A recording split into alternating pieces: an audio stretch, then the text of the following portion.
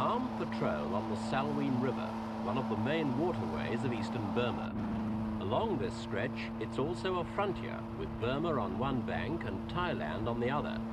But these troops are neither Burmese nor Thai. They're Karens, members of an army that's fighting one of the world's least reported wars of liberation.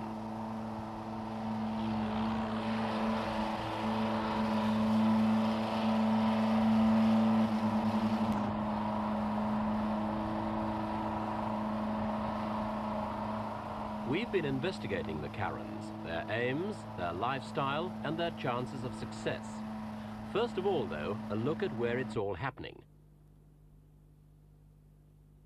In the past 2 years, there have been big changes in this part of Asia. Communist regimes have taken over in Vietnam, Laos, and Cambodia, and according to one theory, Thailand and Burma could be the next dominoes to topple. In Burma, the situation's complicated by the sheer number and variety of the government's opponents. The Karens are the largest minority, with a population of at least 3 million. Their territory is in the east, the white area on this map.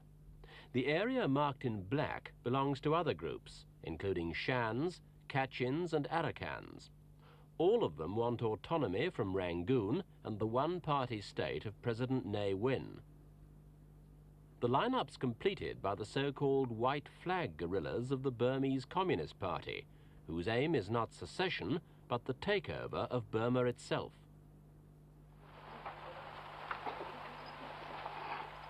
For the Karens, the military struggle is being led by General Bo Mia, Commander-in-Chief of the Karen National Liberation Army.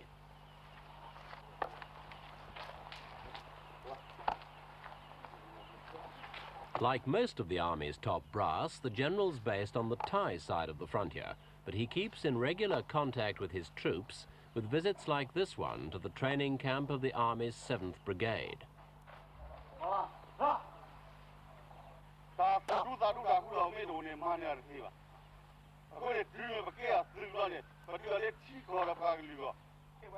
A short pep talk boosts morale, but words are no substitute for weapons, and that's what the Karens are short of at the moment. Many of their arms are old, and new ones are both scarce and expensive.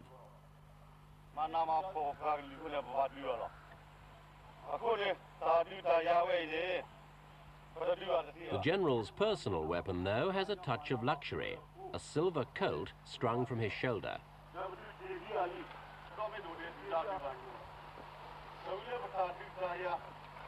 These are raw recruits, but the Karen army's had plenty of opportunity to gain experience. It's been fighting this war since 1948, when Burma gained independence from Britain. At that time, they were promised their own state within a Burmese federation, with the right to secede completely after 10 years if they wanted to. But independence was followed by civil war, the promises never materialized, and since 1962, the Karens, along with the other separatists, have been fighting the increasingly authoritarian rule of General Ne Win.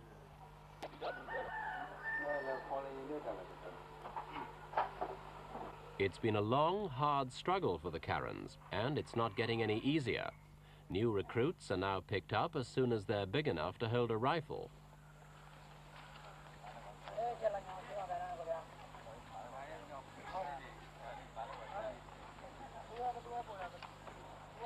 These youngsters are among a group of about 100 boy soldiers currently undergoing training at a camp further into the heart of Karen country. Judging from appearances, they're still of school age, but they'll all be on active service in a few weeks' time.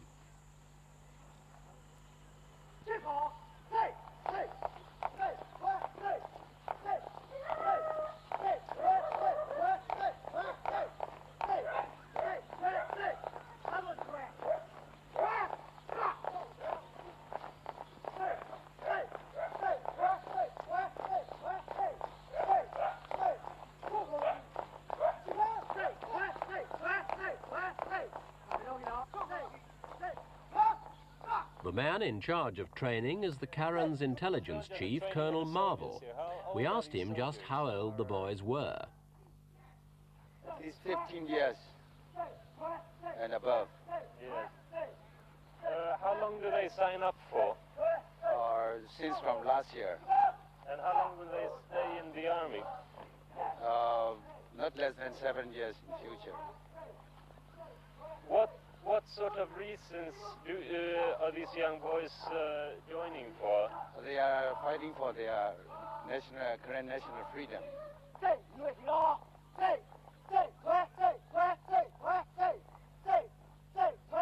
Although there's plenty of snap in the training, most recruits go on active service without ever having fired a shot because the army can't afford the ammunition. We don't need so much training, and we don't use so much bullets for training. They are what I could say is they are gifted. What is the casualty ratio? Do you have a lot of casualties? No, very few. How many in, say, the last month? Well, not exceeding up to 30.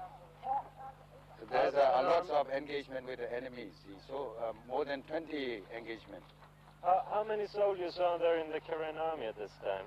Well, I cannot say exactly, but not less than 10,000 armed personnel right now.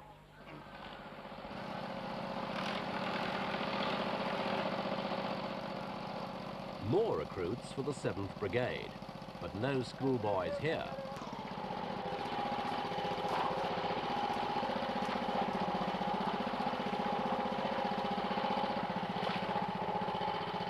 There are 50 girls in the 7th Brigade alone. Although they're all armed, they're not used in combat, at least not yet. They perform traditional feminine duties such as nursing and teaching, but they also provide the village security force or home guard, thus releasing more men for the front.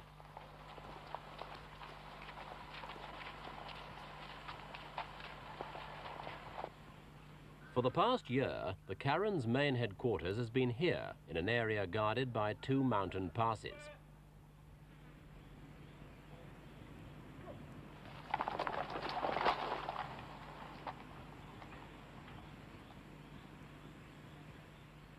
Although the Army's 10,000 strong, there's rarely more than a few dozen training here at any one time. For security reasons, all the rest are kept well spread out in the surrounding jungle.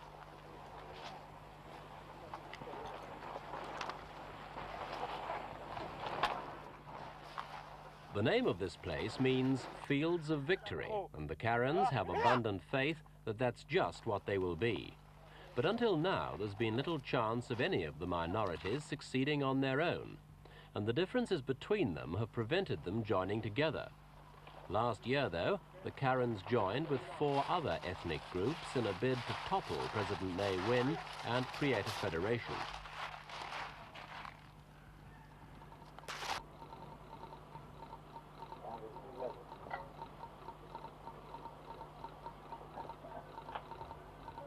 The Common Front has done something to improve communications between the groups, but it's got little else to its credit as yet.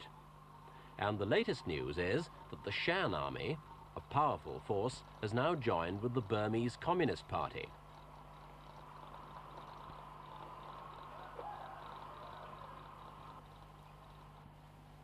The Victory Fields HQ contains a military hospital.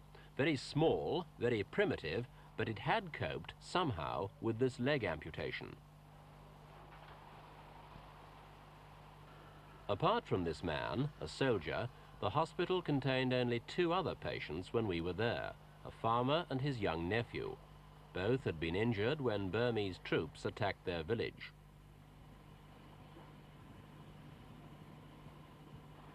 The boy, 11-year-old Saw Da, lost his brother in the attack and was himself left for dead after being badly injured in the leg.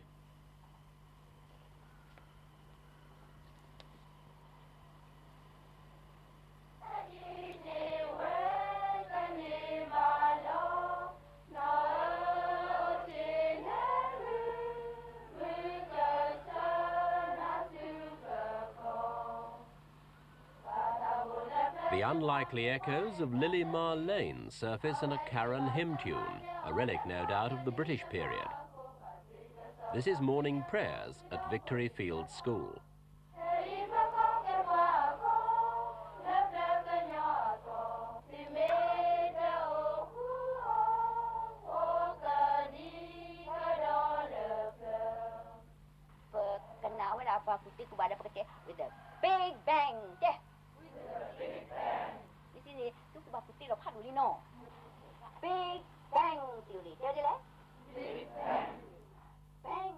Roughly 40% of the Karens are Christians, the rest are Buddhists.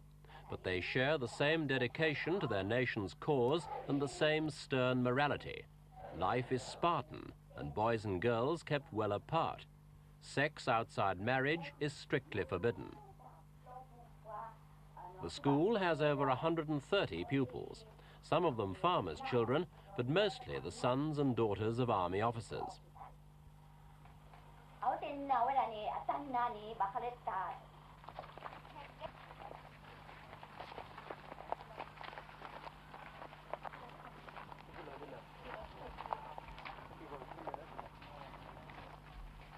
There's no secondary education available, and since they are not allowed passports, few Karens can hope to study abroad. But the education they get here has a very British slant at times.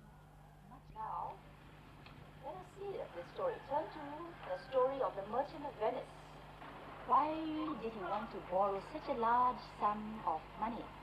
Can anyone tell me? To go and borrow some of money from Shylock. When he wanted to borrow money from Shylock, Shylock wanted to give him without asking for any interest. Isn't that so? He didn't want to ask for any interest.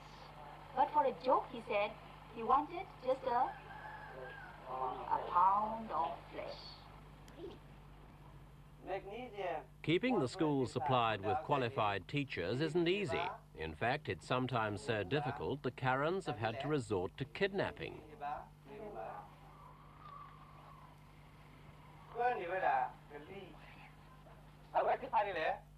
Tera Su-ya was seized by the Karen army in his home village and brought here to teach chemistry.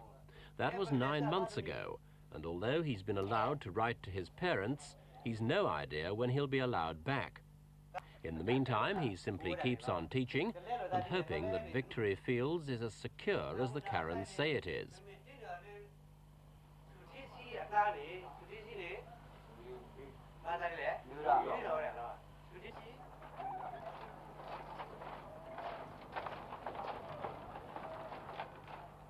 Over 5 fragile bridges which link Burma with Thailand at this point cross several secret jungle trails which are vital to the operations of the Karen army.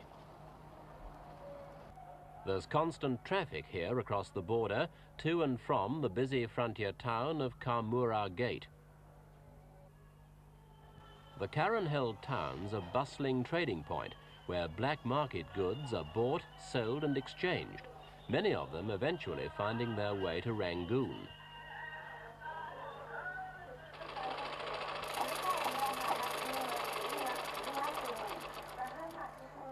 Kamura Gate's also the centre for a thriving business in smuggling. And it's through this illicit traffic that the Karens make the money they need to wage their war. It all goes to make Kamura one prize that the Burma army would dearly love to take from the Karens.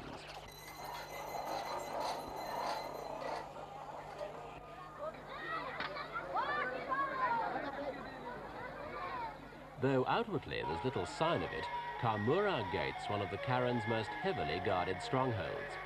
And while we weren't allowed to film them, we were shown minefields around the town and a Karen barracks for 400 troops just across the border on the Thai side. It's the Karens' involvement in smuggling which makes Kamura so important. Many of the makeshift stalls contain fortunes in precious gems which have been gathered from the surrounding countryside. Lumps of uncut jade, worth thousands of pounds once they reach the shops of Hong Kong and Taipei. Karen officers keep a close watch on the town's Chinese traders and levy a tax on all the contraband which passes through their hands. The army collects 4% on rubies, sapphires, jade and jewelry, perhaps $3,000 a month. And with M16 rifles costing $300 each, that doesn't go very far. In addition to the smuggling tax, the Karens themselves trade timber, cattle, tin, antimony and wolfram, all to finance their struggle.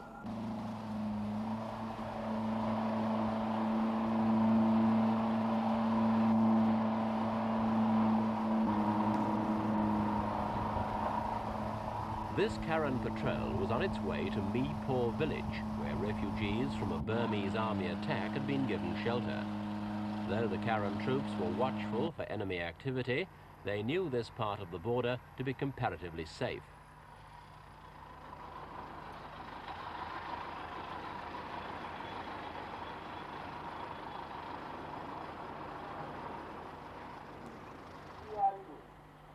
The refugees were some of about 2,000 who are known to have lost their homes, though Karen figures are much higher. They claim up to 40,000 have been displaced. Whatever the true number, looking after them poses a problem, for they're widely spread out along most of the band of country which the Karens occupy on the eastern border. บ้านประเดี๋ยวนี้มันจะมาห้องบ้านผมมันได้ก็ไม่ได้มันห้องทางใต้บ้านผมเพราะว่าได้กลัวมันก็ได้ป้ายกันนี่ใช่ไหมที่มันห้องกันก็ห้องหลายที่ละยังคนตายป่ะคนตายกะ She said the Burmese are fighting with the Karen, and there is some people dead in the fighting there. In his village? In his village, yes. มาตายก็เป็นนี่ละมาเป็นก็ตายละมันยังพอยังบาดยุทธ์แต่ประเด็นยังขึ้นมาแอนตี้อยู่อีกบันนี้ก็มันจะเป็นยังไงล่ะมันก็จำเป็นได้นี่ละ They come in and then they take the rice and take The Burmese soldiers? the Burmese soldiers take the rice and burning some of the village, so they are afraid they have nothing to fight. So when they're coming, they just have to abandon the village. Was anybody killed in his village? หลายๆคนนั้นนอกประเภทประชาชนหันได้ขายเดี๋ยวมันตายในป่ายในเมียงก็เนี่ย He said when there is fighting, there is the people who kill there, but he don't know how many, and even the people in the village still fighting. They still have some killing, but they haven't seen himself. Man Barzan, the president of the Karen's political wing, the National Union, is the man leading the campaign for autonomy. He's a realist, prepared to bury his differences and join forces with the other separatist movements if that's the only way to achieve his aim.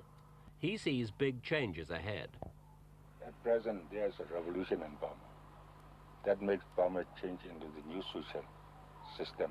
What I see is because the peoples are fighting against the government because they didn't like the social system adopted by the government. What sort of arrangement can you see to replace the present government in Burma? There will be national democratic government in future. Which means, what does national democratic mean? That means that government will be represented by the four classes of people. Which are? Workers, peasants, traders, businessmen, and then the capitalists, So. And how would you solve the relations between the various minority peoples and the Burmese? The thing is that there's only one thing to be solved.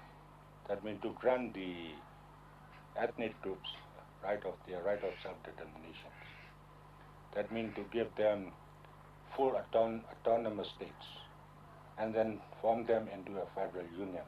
The Federal Union of Autonomous States? Autonomous states, yes. And that would also include the Burmese? Burmese too.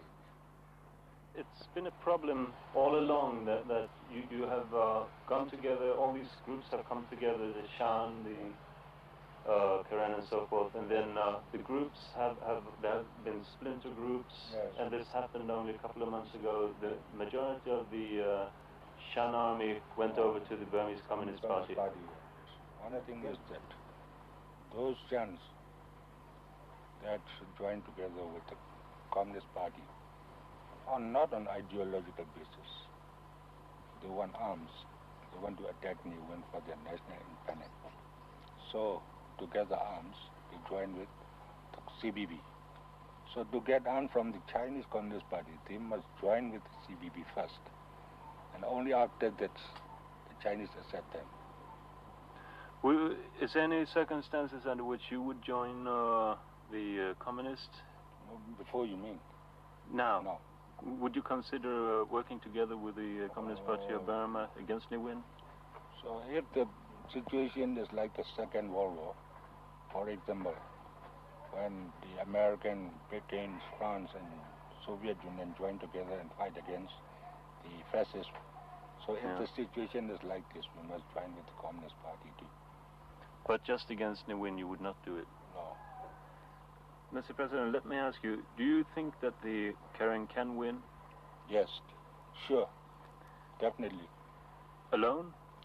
No, that's a bit difficult. By joining with other forces too. And this, The revolution is not like those in the 17th or 18th century's revolutions. But there are so many ideological differences among us.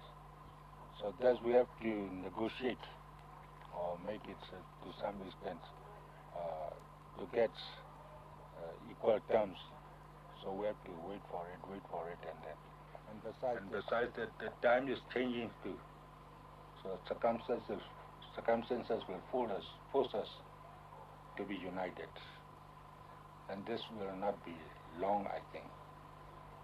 Because we got understanding among each others.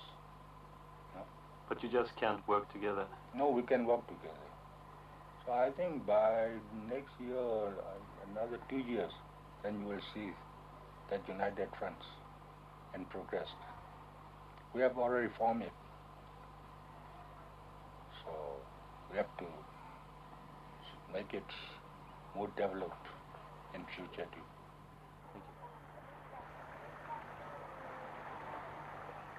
A difficult period in the Karen's already lengthy battle for this beautiful frontier land.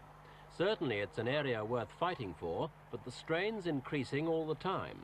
In future, the Thai government may not be so willing to allow the Karens their sanctuaries across the border, for Thailand's anxious to secure good relations with Ne Win. At the same time, the Burmese military campaign's being stepped up.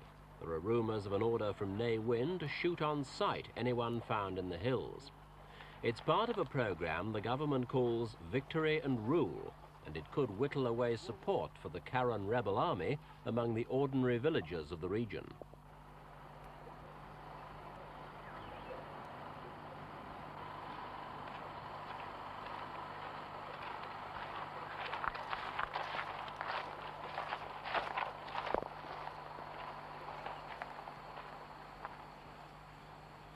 Faced with this increasing pressure, the Karens are even more determined to dig in and defend loyal villages against Burmese attack. Depending on how much faith they have in the KNLA's fighting ability, it's either reassuring or worrying for the local folk.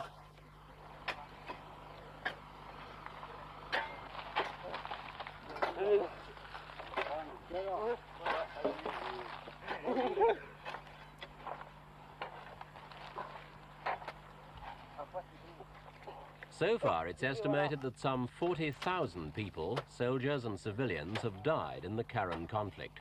No political solution to the problem's been sought, apart from a series of amnesties offered by Ne Win and ignored by the rebel leaders, who'll settle for nothing less than autonomy for their separate peoples.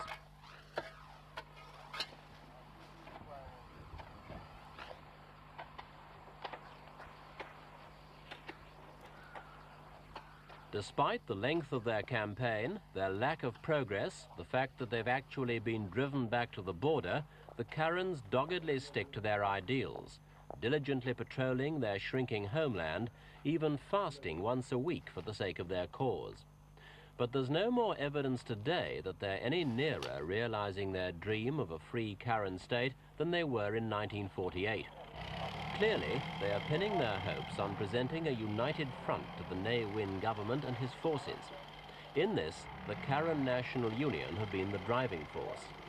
But the diverse ideologies of the various groups give little promise that the plan will succeed. A political settlement with Rangoon now seems further away than ever before. But that doesn't appear to worry the Karens. Having fought for so long, they're in no mood to give up now. They are just as prepared as the government to fight on to a military solution.